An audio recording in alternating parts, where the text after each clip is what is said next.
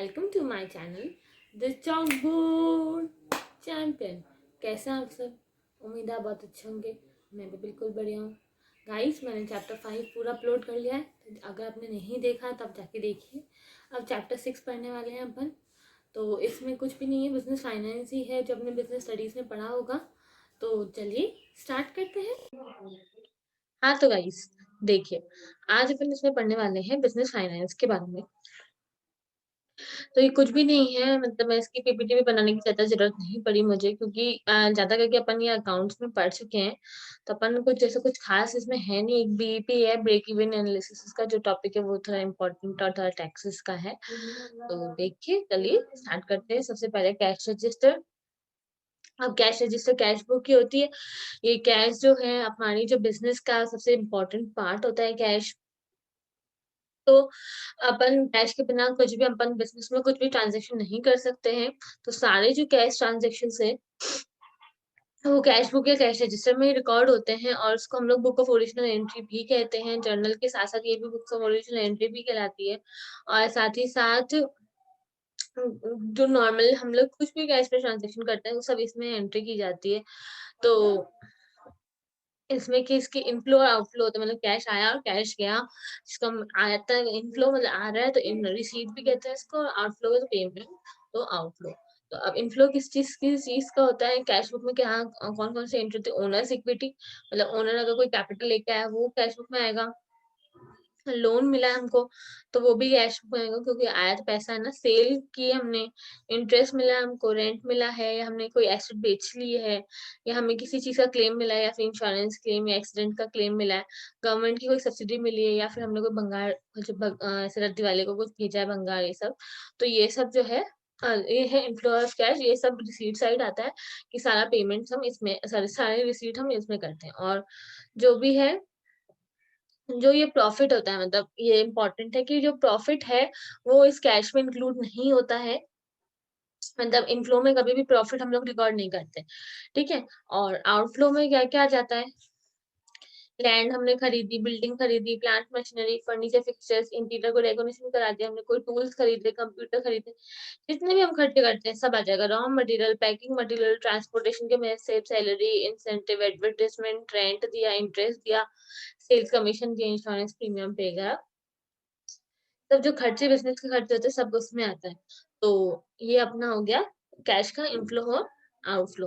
और फिर ये जो है अपना डेप्रिसिएशन, डेप्रिसिएशन कभी भी है ना उसमें, अगर आपको नहीं दिख रहा तो मैं थोड़ा-सा ज़ूम कर लेती हूँ। हाँ, डेप्रिसिएशन है ना, कभी भी उसमें चार्ज नहीं होता है अपने कैश में। तो डेप्रिसिएशन एक नॉन कैश एक्सपेंडिचर है, तो कभी भी आप एक्सपेंस जो पीएनएल में डालते हैं, वो डेप्रिसिएशन कभी भी कैश बुक में नहीं आता, क्योंकि एक्चुअल में हमारा कोई कैश आउटफ्लो नहीं होता है डेप्रिसिएशन में। सिर्फ हम एक एंट्री पास करते हैं और एक अमाउंट अलग करके रख देते हैं। ठीक है? अब ये सिर्फ फॉर्मेट दे रखा है कि सिर्फ कैश रिकॉर्ड करनी हो तो ये फॉर्मेट है, और ये उसका एग्जांपल दिया हुआ है। और कैश के साथ बैंक बुक भी हो तो डबल कॉलम कैश बुक, तो वो ये है। तो डबल कॉलम कैश बुक का मैं एक एग्जांपल आपको करवा देती हूँ, ताकि आपको आसानी हो जाए कि मतलब ऐसे तो आपको आ ही जाएगा, पर फिर भी करवा देती हूँ मैं आपको, ठीक है? तो सबसे पहले कि ये ट्रांज़ैक्शन हमको मिस मिस लक्ष्मी के बारे में रिकॉर्ड करना है, जो एक स्टेशनरी स्टोर चलाती है। तो सबसे पहला 6 जनवरी में किसने 12,500 उसके कैश का बैलेंस है और 25,000 उसके बैंक में। तो यहाँ पे अपन एंटर कर देंगे ओपनिंग बैलेंस, कैश का कितना है 12,500 और बैंक का कितना है 25,000। ठीक है? फिर दूसरा है 9,500 की कैश सेल कर दी हो 3 जनवरी को, तो यहाँ डेट डाल दी, यहाँ पे वाउचर नंबर हो तो अवेलेबल वो लिख लो, ठीक है? तो 9,500 में अपन ने कैश सेल करी, तो इसमें 9,500 12.5 में प्लस हो जाएगा, तो 22 बचे और 25 का 25 वो लिख लिया। ठीक है? बैलेंस ऐड करते जाना है। फिर दूसरा 6,000 उसको कंपनी से मिले हैं, एक्सेल कंपनी से, जिसको उसने सेल करी थी दिसंबर में। तो हमारे डेटर्स में से पैसे आए हैं, तो पेड बाय एक्सेल आए हैं हमारे पास। कितने चेक से मिले हैं, देखो ध्यान से पढ़ेंगे ना तो उसको, अपन को रिसीव्ड अ चेक की स्पेलिंग गलत लिखी हुई, चेक से मिले हैं हमको 6,000 रुपए। तो 6,000 रुपए यहाँ लिखेंगे, और फिर 25 में ये 6 प्लस हो जाएँगे तो ये 25 हो जाएँगे। ठीक है? फिर उसने एक 6 जनवरी को उसने खरीदा है क्या, फाइलिंग कैबिनेट्स, मतलब वो नहीं होता है, फाइल रजिस्टर, ये सब खरीदे 5,000 रुपए के, और एक टैग पेमेंट किया है, 5,000 रुपए लेस हो जाएंगे। देखो यहाँ पे जो है ना, इसमें यहाँ पे रिसीव्ड और इशूड आएंगे तो यहाँ लिखना है, जाएंगे तो यहाँ लिखना है, ठीक है। तो इशूड यहाँ 5,000 हमने दिए, तो 31 में से 5 माइनस करना, प्लस मत कर देना है इधर जल्दी जल्दी में। फिर उसने कैश पेमेंट किया 15,000 रुपए का, तब फिर इधर कैश में से माइनस करेंगे 15,000 रुपए, और फिर यहाँ बैलेंस लिख लेंगे।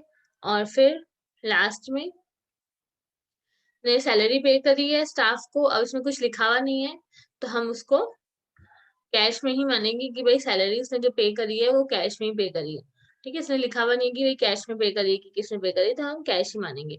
फिर 5,000 रुपए उसने कैश निकालेंगे, अलग रेडी एंट्री 7 जनवरी को उसने 5,000 रुपए कैश में से निकाले, कैश निकाले बैंक में से, चेकिंग हर अकाउंट में बैंक में से पैसे निकाले। तो 5,000 रुपए तो बैंक में से माइनस हो जाएंगे, कि भाई कॉन्ट्रा एंट्री कहलाती है कि 5,000 रुपए बैंक में से माइनस हो जाएंगे, और लेकिन 5,000 रुपए कैश में ऐड बैक हो जाएंगे, क्योंकि बैंक में से पैसे आके हमारे कैश में आ गए। तो ये एंट्री का ध्यान रखना, ठीक है। कैश बुक में भी आप इस एंट्री का ध्यान रखते हैं ना, वैसे वही सेम है ये। और हमने रेंट दिया चेक से, और हमने 5,000 रुपए जमा किए, ठीक है। रेंट दिया चेक से तो यहाँ आ जाएगा, और 5,000 रुपए हमने जमा किए, तो जैसे अपन ने निकलवाया तो 2 एंट्री होगी ना, बैंक और कैश में। जैसे हम डालेंगे तो 2 एंट्री होगी, तो डालेंगे तो हमारे हाथ में से कैश गया और बैंक में आ गया, तो ये भी कॉन्ट्रा एंट्री हुई। तो ये जो दो अनलाइन वाली एंट्री, कैश विड्रॉल और टू डिपॉजिट टू बैंक की कॉन्ट्रा एंट्री, इसमें दो जगह आपको एंट्री करनी पड़ेगी। और लास्ट में ये तो हो गया कि टोटल कितना हम, हमारे पास पैसा कितना हमने खर्चा किया, और लास्ट में हमारा ये बैलेंस बचा, हाँ लास्ट में हमारा ये बैलेंस बचा हुआ है। और यहाँ पे भी टोटल हमने बैंक से कितना खर्चा किया और कितना आया है, ये खर्चा किया ये आया हुआ है, और हमारे पास लास्ट में बैंक का बैलेंस बचा है, तो इससे हमको सब पता चल जाएगा हाथों हाथ ही। तो कैश रजिस्टर ऐसे मेंटेन होता है, आ जाएगा तो आपको कोई दिक्कत नहीं आएगी, ठीक है। और एक ये है कि भाई अगर हमने मनी एटीएम से विड्रॉ किया, तो फिर इसमें दो एंट्री होगी, जिसे कॉन्ट्रा एंट्री कहते हैं। सेम ही चेक चेक इशू किया वैसे ही वाली एंट्री देगी कि कैश में पैसे आता है और बैंक में से पैसे चलेगा। और क्रेडिट ट्रांजेक्शन क्या होता है कि बायर उस टाइम इमीडिएटली हमें मनी नहीं देता, बाद में थोड़ी दिन बाद जाके देता, तो उसको बोलते हैं सेलिंग ऑन क्रेडिट भी बोलते हैं उसको। और जो है buying on credit means the buyer will purchase a product from the seller but will not pay the seller immediately, उसको बाहर आता पैसे नहीं देता, उसको थोड़ा दिन बाद देता है, उसको buying on credit. Selling on credit मतलब अगर हमने सामान क्रेडिट पे बेचा तो उसको सेलिंग ऑन क्रेडिट होता है कि थोड़े दिन बाद हमारा कस्टमर देके जाएगा और हम किसी से उधार सामान लेके आते हैं, उसको तो बाइंग ऑन क्रेडिट कहते हैं। तो सेलिंग और बाइंग ऑन क्रेडिट तो क्रेडिटर्स वाला ही हो गया, आपको पता होगा, ठीक है। अभी एग्जांपल सॉरी फिर इन द ब्लैंक्स से थोड़े, तो आप देखिए ये सबसे पहले तो importance of cash in business is similar to the blood in the human body. तो ये तो अपन ने फर्स्ट लाइन ही पढ़ी थी कि भाई cash.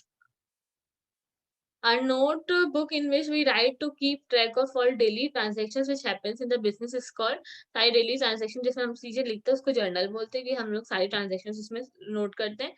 Sometimes in the business have trust in people, cash does not cross hand, मतलब जब एक दूसरे पे भरोसा, बिजनेस पे तो भरोसे पे बिजनेस चलता है, एक दूसरे पर जब भरोसा हो तब तब हम या तो क्रेडिट या लोन देते हैं उनको। और फिर the money which comes into the business is called inflow and which goes out is called outflow. And when the buyer pays the money to the seller at a later date is called selling on credit, है ना। हमने seller को थोड़े दिन बाद तो selling on credit हो गया। और लास्ट है balance in the cash book does not represent the profit, जब हमारा बैलेंस नीचे बचा हुआ कैश बुक में वो प्रॉफिट नहीं है, हमारा कैश का बैलेंस है, ठीक है। अब unit of sale, unit cost और यूनिट प्राइस, ये जो यूनिट ऑफ सेल है वो क्या है अपनी। अब यूनिट ऑफ सेल क्या था, जो आप प्रोडक्ट सेल करते हैं तो उसकी क्या यूनिट रहेगी, कि आप किलो में सेल कर रहे हैं, लीटर्स में सेल कर रहे हैं, टन्स में सेल कर रहे हैं, तो वो यूनिट ऑफ सेल होती है कि आप अपने प्रोडक्ट को कैसे डिफाइन करते हैं। अब हेडलाइन वाला पढ़िए, unit of sale can be defined as a measure of what products are sold, मतलब उसका कैसे आप नापते हैं अपने प्रोडक्ट्स को। Think of unit of sale as the unit you would use a bill a customer, मतलब कैसे आप लॉयर जो है वो अपने क्लाइंट को कैसे बिल करेगा कि मैंने कितने घंटे काम किया, मतलब इस प्रोजेक्ट पे मैंने अपने 40 घंटे दिए, तो उस हिसाब से वो उसको चार्ज करेगा। तो उसका यूनिट ऑफ सेल क्या हो गया? घंटे। तो वैसे ही बिज़नेस में फ्रूट जो वेंडर होता है, मतलब जो फ्रूट वाला होता है वो केजी में करता है, ग्रोसर भी केजी में, डेयरी वाला जो दूध बेचता है वो लीटर में बेचता है, अगर राशन वाला ऑयल बेचता है तो वो लीटर में बेचता है, गारमेंट शॉप अगर टी-शर्ट बेचता है तो 1 टी-शर्ट, 2 टी-शर्ट, अगर कपड़े की फैक्ट्री है, कपड़े की शॉप है, सिर्फ कच्चा कपड़ा जहाँ मिलता है वहाँ मीटर मीटर में बिकता है। और रियल एस्टेट मतलब एक गज ज़मीन में कितने पैसे आएँगे? प्लम्बर कितना टाइम लगाया उसने, लॉयर भी कितना टाइम, कंसल्टेंट कोचिंग में कितने टाइम गए तो उस हिसाब से 1 घंटे के पैसे मिलते हैं। और बेकर में कितने पाउंड या कितने किलो का केक बनाया उसने, और कितने डज़न का केक बनाया, अगर कुछ उसने कितने डज़न का केक ना दूसरी चीज़ें बेक करी है, टोस्ट या क्रीम रोल, टोस्ट ये सब, तो वो उसके डज़न के हिसाब से बिकता है। ठीक है? तो यूनिट ऑफ सेल जो है, उसको इकोनॉमिक्स ऑफ बिज़नेस भी कहते हैं। एक एक स्टैंडर्ड क्वांटिटी है, एक स्टैंडर्ड मेजर है जिससे हम अपने प्रोडक्ट्स के को मेजर करते हैं। यूनिट कॉस्ट मतलब अब 1 किलो सब्जी का या 1 किलो तेल का कितना भाव है, वो यूनिट कॉस्ट हो गई कि 1 यूनिट प्रोड्यूस करने के लिए कंपनी को कितने पैसे लगे, वो कॉस्ट हो गए। देखो, cost of unit can be defined as a cost incurred by a company to produce, store and sell 1 unit of sale of particular product और सर्विस। कोई भी सर्विस मतलब एक चीज़ को हमको आप क बिज़नेसमैन के हिसाब से सोचो ना, एक प्रोडक्ट को या एक कॉपी मान लो बना रहे हो, तो एक कॉपी को प्रोड्यूस करने में आपको कितने पैसे लगता है, तो वो आ जाएगा, ठीक है? वो सारे वेरिएबल कॉस्ट और फिक्स कॉस्ट सब आ जाएँगे। कि जैसे आपने सैलरी दी, आपने कमीशन पे किया, तो जो भी आपका कॉस्ट लगा एक-एक यूनिट के हिसाब से, तो वो आपका ऐड हो जाएगा, ठीक है? तो जैसे एक एग्ज़ाम्पल लेते हैं कि एक तो चाय वाला, ठीक है? अब चाय वाला क्या करता है, चाय बनाता है, तो अब वो क्या करेगा, अपनी कॉस्ट कैसे करेगा यूज़, है ना? तो वेरिएबल कॉस्ट क्या लगेगा उसका, मतलब क्या कॉस्ट लगेगा? एक तो जिस गैस पे खाना बनाना है तो सिलेंडर के पैसे, और जो कप्स यूज़ कर रहे हैं डिस्पोजेबल, तो उसके पैसे, दूध के पैसे, चाय पत्ती, चीनी के पैसे। तो 1 लीटर दूध खरीदता है, 2 लीटर दूध खरीदता है, उसपे और फिर पानी डालेगा, तो फिर उस हिसाब से वो पैसे कैलकुलेट करता है। तो अब देखिए 1 लीटर दूध खरीदा उसने और उसमें 2 लीटर पानी के हिसाब से वो 2 लीटर पानी और 1 लीटर दूध से वो 30 कप चाय बना लेता है। और फिर घुल गई चाय, थोड़ा बहुत इधर-उधर हो गया, तो वो 28 कप तो बना ही लेता है। तो इसका मतलब कि वो 1 कप 100 एमएल का, 1 कप जो है वो 100 एमएल का है, इतना जो कप है वो 100 एमएल का कप है, तो वो यूनिट ऑफ सेल हो गई कि इसमें वो बेचेगा, ठीक है? तो अ, अब वैसे ही क्या हो जाएगा कि मतलब ये इसकी यूनिट ऑफ सेल हो गई, यूनिट कॉस्ट कितनी हो गई जितना उसने खरीदा। तो जैसे इन सब में क्या था कि टाइम कितना है, मीटर कितना है, उस हिसाब से बिकता है। और चाय वाले के पास कि 1 कप कितने रुपए का, अपन पूछे ना चाय कितने की, तो बोलेगा ₹10 का 1 कप, या ट्रेन में भी जाते हैं तो। तो चाय वाले के लिए यूनिट ऑफ सेल कितनी हो गई? 1 कप, ठीक है? और फिर उसकी यूनिट कॉस्ट क्या हो गई कि उस कप चाय बनाने के लिए उसको कितना गैस उसको जलानी पड़ी, कितनी उसमें चाय पत्ती डली, कितना उसमें दूध डला, कितना पानी डला। तो उस हिसाब से वो कैलकुलेट करता है। अब यूनिट प्राइस मतलब कि कितने में वो ये सेलिंग प्राइस है, कितने में वो कप बेचता है। मतलब 1 कप में 100 एमएल चाय आती है, ठीक है? तो मान लो कि अगर उस चाय का कप बनाने के लिए उसको ₹3 लगते हैं, ठीक है? तो यूनिट जो प्राइस होगी, ये यूनिट कॉस्ट है ₹3 की, 1 कप बनाने में उसको ₹3 लगे। तो यूनिट जो प्राइस होगी वो ₹3 से ऑब्वियसली ज़्यादा ही होगी। मतलब ₹4 हुई या ₹5 हुई। तो टी वेंडर या कोई भी ऐसा आंसर बिन क्या है, वो ऐसे ही कैलकुलेट करता है कि उसकी जो यूनिट कॉस्ट है, उसका जो unit sale of unit sale है, मतलब जिस 1 मीटर में बेच रहा है या लीटर में बेच रहा है, तो वो उसमें जो कॉस्ट लगेगी, उससे ज़्यादा ही वो यूनिट प्राइस कैलकुलेट करेगा, ठीक है? तो ग्रॉस प्रॉफिट क्या होता है कि मतलब 1 यूनिट का प्रॉफिट कितना होता है, यूनिट प्राइस जितना वो चार्ज करेगा कस्टमर से, और जितना उसके पैसे उस चीज़ को बनाने में क्या कॉस्ट जो लगेगी, कुल मिला के क्या हो जाएगा, ग्रॉस प्रॉफिट पर यूनिट आएगा। ग्रॉस प्रॉफिट टोटल नहीं, ग्रॉस प्रॉफिट पर यूनिट आएगा। तो इसमें यूनिट प्राइस क्या है, ₹4 का 1 कप है, और ₹3 का यूनिट कॉस्ट लगी है उसको, तो ₹1 उसको हर कप पे प्रॉफिट मिल रहा है। तो कंक्लूजन क्या है कि सबसे सब चीज़ों सब एंटरप्रेन्योर को एक यूनिट ऑफ सेल तो पता करनी चाहिए, उसको किस यूनिट पे चीजें बेचेगा, मीटर पे, लीटर पे, किलोमीटर, मीटर पे, लीटर पे, पाउंड्स में किसने बेचेगा। दूसरा उसको यूनिट कॉस्ट के बारे में पता होना चाहिए, यूनिट प्राइस के बारे में पता होना चाहिए। इससे क्या होता है, आसानी से उसको पता होता है कि भाई मैं अगर केक बेकरी है तो मैं इस केक पे, एक केक पे 25 रुपए कमा लेता हूँ, या फिर कितने केक मैंने बेचे तो सिर्फ मल्टीप्लाई कर लेता है। ठीक है, तो इससे हमें सेल्स रेवेन्यू भी मिल जाता है और हमें प्रॉफिट भी पता चल जाता है। तो ये फिल इन द ब्लैंक्स है। Dash can be defined as the individual item that a company sells, तो यूनिट, तो ये हो गया यूनिट ऑफ सेल, है ना, ये, और है ना ये the cost incurred by the company to store sale can be 1 unit, इसका यूनिट कॉस्ट। यूनिट कॉस्ट को और क्या बोलते हैं हम, वेरिएबल कॉस्ट भी बोलते हैं। प्रॉफिट ग्रॉस प्रॉफिट कितना होता है, net sales minus cost of goods sold, या ये भी कर सकते हैं कि यूनिट प्राइस में से यूनिट कॉस्ट माइनस कर लो तो आ जाएगा। तो नेट सेल्स मतलब कितनी हमने सेल करी, उसमें से कॉस्ट ऑफ गुड्स सोल्ड होता है कि हमने टोटल अपने गुड्स को प्रोड्यूस करने में कितने पैसे लगाए, तो वो टोटल होता है कॉस्ट ऑफ गुड्स सोल्ड। और यूनिट जो कॉस्ट होती है वो 1 यूनिट की होती है, और cost of goods sold 1000 unit produce करे तो 1000 यूनिट की कॉस्ट होगी। तो वही बात होगी, ठीक है। तो इसे तो आप कर लेंगे। अब टाइप्स ऑफ कॉस्ट, अब 3 चीजें हम इंटरचेंजेबली यूज करते हैं। सबसे पहला कॉस्ट, एक्सपेंस और एक्सपेंडिचर। मतलब मेरे करने में, मतलब मेरे को ये यूनिट प्रोड्यूस करने में इतना खर्चा हो गया तो उसको कॉस्ट भी बोलते हैं, एक्सपेंस हो गया तो एक्सपेंस को एक्सपेंडिचर इंटरचेंजेबली, ये तीनों चीजें जो है हम इंटरचेंजेबली यूज करते हैं, ठीक है। पर अकाउंटेंट के लिए ये तीनों चीजें अलग होती है, ठीक है। तो सबसे पहले अपन पढ़ेंगे कि एक्सपेंडिचर और एक्सपेंस और कॉस्ट में, तीनों में क्या फर्क होता है। एक्सपेंडिचर जो है एक पेमेंट या डिस्बर्समेंट होता है, कि एक्सपेंडिचर हम एसेट परचेज करने के लिए भी, और या फिर कुछ क्रेडिट पे हमने सामान खरीदा उसको देने के लिए भी, या फिर हम रॉ मटेरियल खरीदा, या फिर हम एडवर्टाइजमेंट किया, सैलरी पे करी, तो वो सब एक्सपेंडिचर कहलाती है। तो एक्सपेंडिचर को हम क्या बोल सकते हैं कि आउटफ्लो ऑफ मनी। भले ही वो आउटफ्लो ऑफ मनी जो है वो भले ही वो उसमें नहीं हो, कैश में नहीं हो, पर चेक में भी हो सकती है, ठीक है। Is equated to the outflow of money. और एक्सपेंस क्या होता है, एक्सपेंस वो वैल्यू होती है किसी भी चीज की जो हमने उसको यूज कर लिया, किसी भी ऐसे रिसोर्स का जो हमने यूज कर लिया ताकि हम रेवेन्यू कमा सके। जैसे जैसे हमने ना गुड्स बेचे सर्दियों में, मतलब 1 जनवरी से लेकर दिसंबर तक हमने कुछ गुड्स बेचे, तो तो जो उसको गुड बेचने में हमारा जो खर्चा हुआ, जैसे एडवर्टाइजमेंट का, सैलरी का, इंटरेस्ट का, रेंट का, कमीशन का, वो सब क्या आ जाएगा, वो भी एक्सपेंस में आएगा।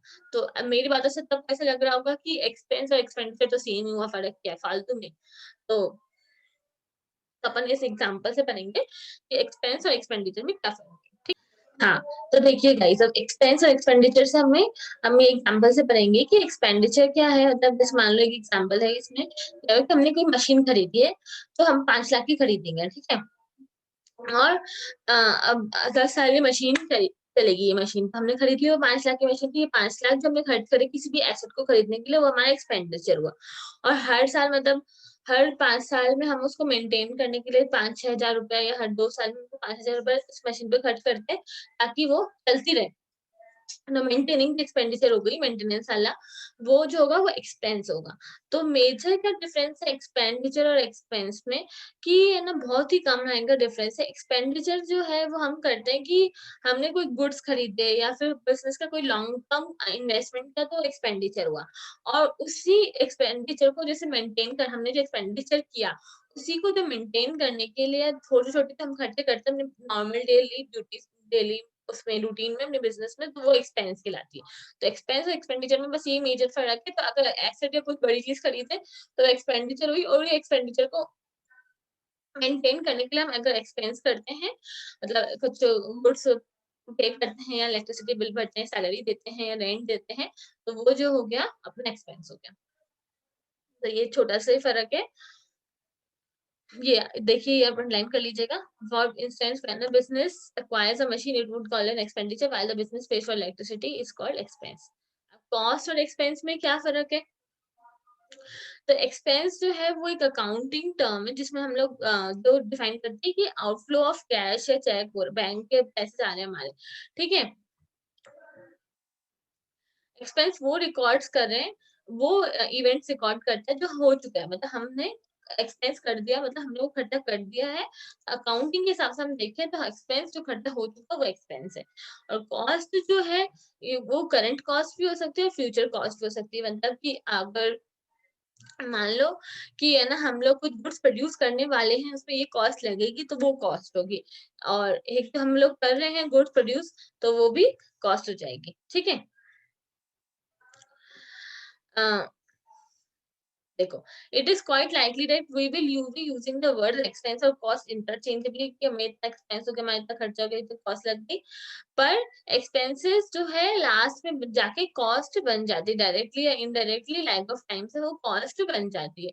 तो अब देखो, बिजनेस जो है 12 लाख शुरुआत में 1,20,000 वो दे रही है इंश्योरेंस प्रीमियम पे, तो ये जो है वो एक्सपेंस है। हर महीने जो 10,000 रुपए अब 1,20,000 रुपए साल के देगी, तो मतलब 10,000 रुपए महीने के देगी, तो कॉस्ट ऑफ इंश्योरेंस क्या हो गया मंथ का? 10,000। तो कॉस्ट और एक्सपेंस भी सेम ही है, मतलब एक्सपेंस के बाद अल्टीमेटली वो जाके कॉस्ट बन जाता है कोई भी एक्सपेंस। तो एक्सपेंडिचर और एक्सपेंस में क्या फ़र्क है? मतलब कोई एसेट खरीदा तो एक्सपेंडिचर, और एक्सपेंस मतलब उसकी उस एसेट को मेंटेन करने के लिए जो छोटे-मोटे एक्सपेंस करते हैं तो वो एक्सपेंस। एक्सपेंस और कॉस्ट में क्या फ़र्क है? एक्सपेंस और कॉस्ट, एक्सपेंस अल्टीमेटली जाके कॉस्ट बन जाता है। एक्सपेंस टोटल होता है और कॉस्ट मतलब 1 यूनिट का, आप मान लो कि 1 यूनिट का कॉस्ट है। ठीक है? और कितने तरीके के कॉस्ट एक्सपेंस होते हैं? सबसे पहले स्टार्टअप कॉस्ट मतलब किसी भी बिज़नेस को स्टार्ट करने के लिए आप जो शुरुआत में कैपिटल लगाते हैं और खर्चा करते हैं, रॉ मटेरियल खरीदते हैं, मशीनरी खरीदते हैं, अपना बिल्डिंग खरीदते हैं, प्रीमाइसेस खरीदते हैं, तो वो जो स्टार्टअप कॉस्ट होती है, हाँ, तो वो हमारी हो गई। ठीक है? सब आइटम जब हम लोग स्टार्ट करते हैं बिज़नेस को तो क्या लाते हैं? लैंड लेके आते हैं, building, computer, equipment, machinery, vehicles, ये सब लेकर आते हैं और सॉफ्टवेयर रजिस्ट्रेशन कराते हैं, कंपनी का इनॉग्रेशन सेरेमनी हवन-ववन कराते हैं जो, और सैलरी देते हैं, और रेंट तो हमको शुरुआत में किराया देना पड़ता है एडवांस में, तो ये सब जो होगी हमारी स्टार्टअप कॉस्ट। और ऑपरेशनल कॉस्ट क्या होगी? डे टू डे हम जो यूज़ करेंगे, मतलब डे टू डे एक्टिविटीज़ करेंगे बिज़नेस की, तो उसको जो मेंटेन करने के लिए हमें सॉरी, हमें जो एक वो चाहिए होगा, पैसे चाहिए होंगे, तो वो ऑपरेशनल कॉस्ट में आ जाएँगे। तो एक ऑपरेशनल कॉस्ट में भी 2 तरीके की कॉस्ट होती है, फिक्स्ड कॉस्ट और एक वेरिएबल कॉस्ट। ठीक है? अब फिक्स्ड कॉस्ट क्या होती है? फिक्स्ड कॉस्ट वो होती है कि भई जो फिक्स्ड इन नेचर होती है। अब फिक्स्ड कॉस्ट जो होती है, मतलब आप खुद काम करो, नहीं करो, आपको ये कॉस्ट लगनी लगनी है। मतलब आपने फैक्ट्री ले रखी है, किराए की मकान है, उसपे हम फैक्ट्री चलाते जाओ। आगे एक घर में भाई की शादी है, 8 दिन आपने फैक्ट्री बंद कर दी और वहाँ पे आप भाई की शादी अटेंड कर रहे हैं। तो वो 8 दिन का जो किराया है, अब मकान मालिक को तो बोलोगे नहीं ना, मैंने तो यूज़ नहीं करी फैक्ट्री, मैं तो था ही नहीं यहाँ पे, तो शादी में गया था, तो उसने बोला मैं क्या करूँ? आपकी मशीनरी तो उसमें ही पड़ी थी। तो फिर आपको पैसे तो पूरे महीने के देने पड़ेंगे। तो वही बात हो गई, जब जैसे अपन ट्यूशन भी जाते हैं। मान लो आपने 5-6 दिन ट्यूशन की छुट्टी कर ली, तो जो ट्यूशन वाला सर है वो तो पूरे ही पैसे लेंगे ना। बस वही बात हो गई कि फिक्स कॉस्ट मतलब जो हमने कर ली, और वो कभी बदल नहीं सकते हैं। मतलब आप काम करो नहीं करो, पर ये तो फिक्स्ड ही रहेंगे। जैसे ट्रैवल के चार्जेस, सैलरी के चार्जेस, वेजेस, आपको तो फैक्ट्री चलाओ नहीं चलाओ, तो पर आपको लड़के को तो पैसे देने ही पड़ेंगे ना, टेलीफ़ोन के चार्जेस, पानी, बिजली, ऑफ़िस स्टेशनरी, ये सब फिक्स ही है। मतलब आप किसी भी बिज़नेस में काम करोगे तो ये फिक्स ही चार्जेस हैं, ठीक है? वेरिएबल चार्जेस वो डिपेंड करते हैं कि हमने जितने भी यूनिट्स प्रोड्यूस करें गुड्स, उस हिसाब से आपको पैसे लगेंगे। मान लो आप गुड्स प्रोड्यूस कर रहे हैं, तो जब आप गुड्स प्रोड्यूस कर रहे हैं तभी आपका रॉ मटेरियल लग रहा है। जैसे हमने फैक्ट्री बंद कर दी, तो आपका रॉ मटेरियल ये सब लगना ही बंद हो जाएगा, तो ये हो गया वेरिएबल कॉस्ट। वेरिएबल कॉस्ट होता है कि डिपेंड करता है, जैसे मान लो कि आप लॉन्ड्री है, लॉन्ड्री का बिज़नेस है, तो है ना आपका वेरिएबल कॉस्ट क्या होगा? सर्फ का कप खर्चा, कि आप कितना सर्फ खरीदेंगे। क्योंकि अगर आप कपड़े धोएँगे तो ही आप सर्फ खरीदेंगे, तो आपने कपड़े धोने ही बंद कर दिए तो सर्फ का खरीदने की क्या ज़रूरत है? तो लेकिन अ, जैसे नॉर्मल जो हम लोग खर्चा करते हैं रॉ मटेरियल पे, पैकिंग मटेरियल पे, सेल्स कमीशन, रॉयल्टी, लाइटें वाइटों का खर्चा, वो तभी लगेगा, या ऐसे वो वेजेस जो रोज़ के पैसे लेते हैं ना, तो वर्कर्स, तो वो आ जाएगा इसमें कि मतलब नॉर्मल गुड्स प्रोड्यूस करने के लिए आप जो खर्चा करेंगे वो वेरिएबल कॉस्ट आएगा। आपने गुड्स प्रोड्यूस करना बंद कर दी तो ये कॉस्ट लगना बंद हो जाएगी। जो लगना बंद नहीं होती है वो फिक्स कॉस्ट होती है, और जो लगना बंद हो जाती है तो वो हो जाएगी वेरिएबल कॉस्ट। ठीक है, तो हमें कैसे पता चलेगा कि कौन सी इंडस्ट्री के लिए कौन सा फिक्स्ड है, कौन सा वेरिएबल है? तो वो अब बिज़नेस टू बिज़नेस डिपेंड करता है। तो देखिए जैसे example, telephone bill is generally a fixed expense. ज़्यादा करके टेलीफ़ोन पे आपको पैसे भरने पड़ेंगे, आप जितने ही फ़ोन करो। लेकिन कॉल सेंटर में ये वेरिएबल होगा, क्योंकि कॉल सेंटर में जब भी कॉल आएगा या ये लोग बातें करेंगे तभी कॉस्ट लगेगा। Paper bill in an office should be fixed, but in printing press it would be variable cost। मतलब पेपर बिल क्या होता है कि न्यूज़पेपर का पैसे, तो वो तो फिक्स होगी, मतलब अगर हर महीने 300-400 रुपए न्यूज़पेपर वाला ले जाएगा। लेकिन प्रिंटिंग प्रेस में जब जिस दिन न्यूज़पेपर छपेगा उतने ही पैसे लगेंगे, वरना नहीं लगेगा। पेपर बिल तो वो न्यूज़पेपर बिल नहीं, सॉरी, वो पेपर बिल, वो जो ऑफिस में प्रिंटिंग के लिए यूज़ यूज़ करते हैं अपन ए4 साइज़ जेके कॉपी के पेपर्स, वो बिल। तो ऑफिस में तो फिक्स ही होंगे, पेपर तो चाहिए ऑफिस में। लेकिन प्रिंटिंग प्रेस में क्या, जब भी न्यूज़पेपर छपेगा तभी वो बिल आएगा। Fodder to cows is variable, मतलब घास-फूस जो हमने खिलाई गाय को वो वेरिएबल होगी। लेकिन क्योंकि जितनी ज़्यादा गाय उतनी ज़्यादा ही घास-फूस लगेगा, या हमें जो चारा लगता है गाय का वो लगेगा। तो वो वेरिएबल ही कहलाएगा। पानी की जो कॉस्ट है ऑफिस में वो फिक्स ही रहेगी। लेकिन किसी फैक्ट्री में पानी की ये जो कॉस्ट है वो वेरिएबल रहेगी, क्योंकि पानी अगर वो लोग सॉफ्ट ड्रिंक प्रोड्यूस करेंगे तो ही पानी चाहिए, वरना नहीं चाहिए। वैसे ही वो बिज़नेस टू बिज़नेस डिपेंड करता है कि भई फिक्स्ड है कि वेरिएबल है। 2 टाइप्स ऑफ कॉस्ट कौन से, वेरिएबल और fixed.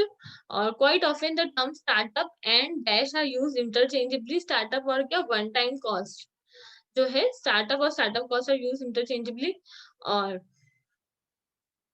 It is important to remember that fixed cost are fixed in nature, मतलब हमेशा जो फिक्स्ड कॉस्ट अपने नेचर से फिक्स होता है, जरूरी नहीं उनका अमाउंट फिक्स हो। फिक्स इन अमाउंट जरूरी नहीं है, पर नेचर फिक्स होता है। Do not fall in the trap of classifying an expense in one another category without knowing which cost it refers to. मतलब कौन से कॉस्ट, फिक्स कॉस्ट है या वेरिएबल कॉस्ट है, तो उस पे बहुत फर्क पड़ जाता है कि बिजनेस की प्रॉफिट कैलकुलेशन में।